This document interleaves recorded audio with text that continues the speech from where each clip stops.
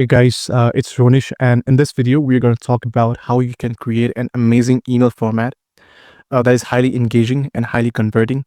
We have been using this email strategy at our agency to generate over $10 million plus just from emails for our clients. All right, so I'll just get started with this. So there are two things that you really need to understand before you even create a magical copy or your fancy designs. All right. So the first thing is before the email is opened, and the second is after the email is opened.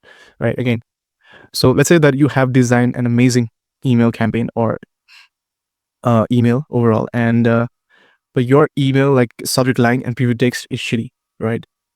So if your subject lines, the thing that is done before the email is open is shitty, then see all the design effort or the copy effort that you did in your email is gonna go to waste, right? So it's highly important that you keep the subject line and preview text top notch every time, and not to use the simple ChatGPT shit. All right.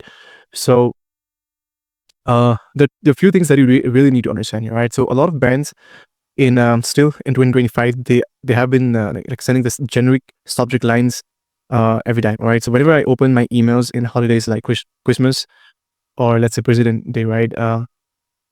Every brand that I see, every inboxes that I see, right, they have the same subject lines. They have the same subject lines and preview text.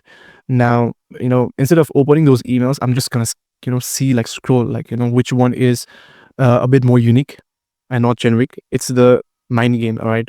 And I'm obviously I'm gonna open the unique one, right? So that's how you need to understand the whole customer psychology before you even create your subject lines and preview text, all right? And there are a few things that you can do that I'm going to explain that can help you improve your subject line and preview text.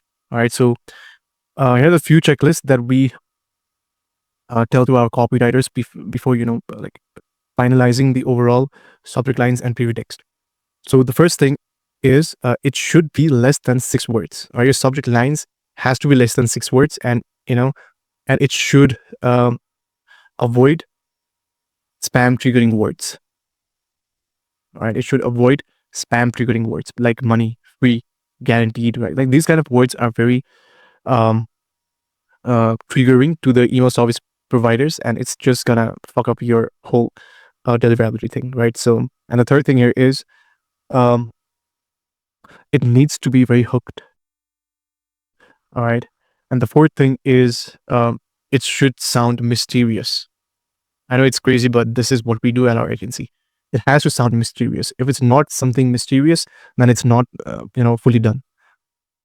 And the other thing is it should have numbers if it's educational or more like value giving campaigns, right? And the other thing that we ensure is preview text. Preview text should match with subject line.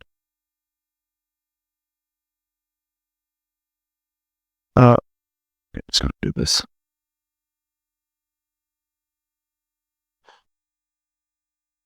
And last thing that we really check before we even assign this to the Klaviyo manager, what we do is look at the 6 words: avoid spam words, hooked, mysterious, numbers, educational, preview text. Yeah.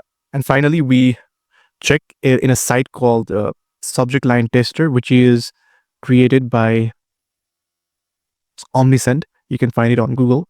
And, if everything looks okay there, then we just, assign it to our Klaviyo manager before we, right. So yeah, that's it. These are the 6 things that you really need to understand for the subject line and preview text. So a lot of time, whenever I see the emails, right, I see the same shit every day, same kind of subject line, same kind of preview text.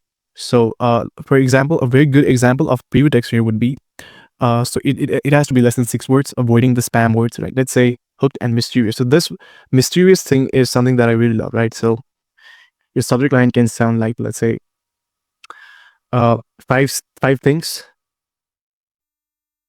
you don't know of you. Let's say 1, 2, 3, 4, 5, 6. So there are 6 words, 5 things you don't know of you. Grammar is a little bit off, but yeah, you get the point, right? So it sounds mysterious. It's hooked. It has a number. It's less than 6 words or around the 6 words, and it does not have any kind of spam triggering words. And the preview text, right? So preview text should match subject lines. What do I mean by this? So let's say dot dot dot, third is gonna shock you. So this is a type of email subject lines and preview text that you should include to actually get the high open rates. All right. So if your emails are like, email open rates are getting shittier, then this is what you should be using. All right. I know it's a bit generic, but yeah, it is what it is.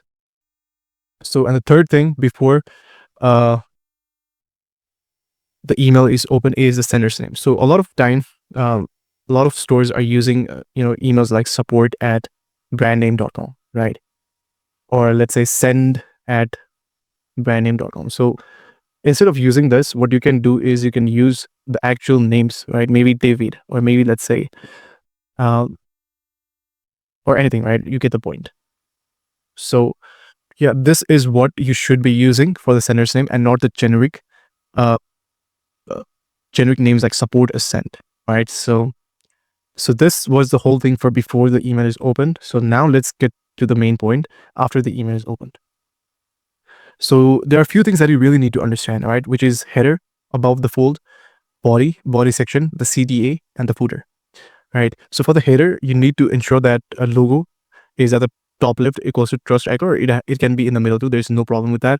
But if you are including any kind of navigations, then being logo at the left is a very good point. And preview text should complete this. Preview text completes the subject line setup. You need to make sure that the preview text, it completes the subject line setup. And the second one here is the above the fold.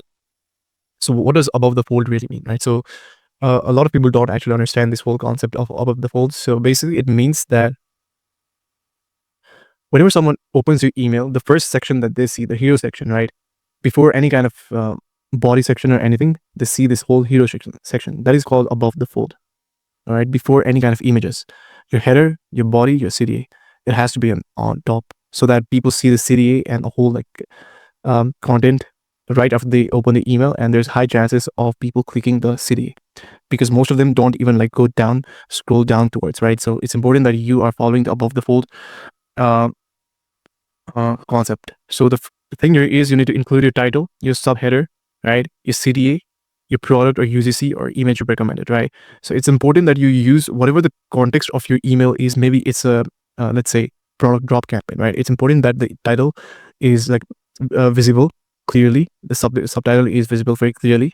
And you're including the product drop image or anything the context is in, you are including that specific image, right? So that is very important. And the third thing here is the body, right? So there are different elements that you can include in body, right? There can be short paragraphs, product features framed as benefits, reviews, testimonials, and USP. This is one of the most converting element, right? Because it builds trust with the customers. And product recommendation block. So a lot of time, again, as I said earlier, so what brands do right now is they send this same thing again and again, or this same thing again and again. There's nothing unique, right? So if you want to generate campaign ideas, what you can do is you can shift between these elements every campaigns now and then. Whenever if you're scheduling around 4 campaigns weekly, maybe include these different elements on each campaign, right? Don't repeat the same thing again and again. And you need to decide a framework for your body. There are basically a lot of frameworks that you can use, but the famous ones are this one: PAS, problem, agitate, and solve. For example, if your customers has any kind of problem or there's a pain point of your buyer persona, then use that as a problem, agitate it, and make a solution for that in your email itself. And there is a format called AIDA: attention, interest, desire, and action. So basically you get the attention of the customer, and then you build the interest toward a certain concept or the product or the pain point or the whole uncertainty or barrier thing. And then there's the desire. You create a desire for them to purchase the product or take an action, any kind of action, right? So that's another framework. And the third framework here is storytelling plus product repel.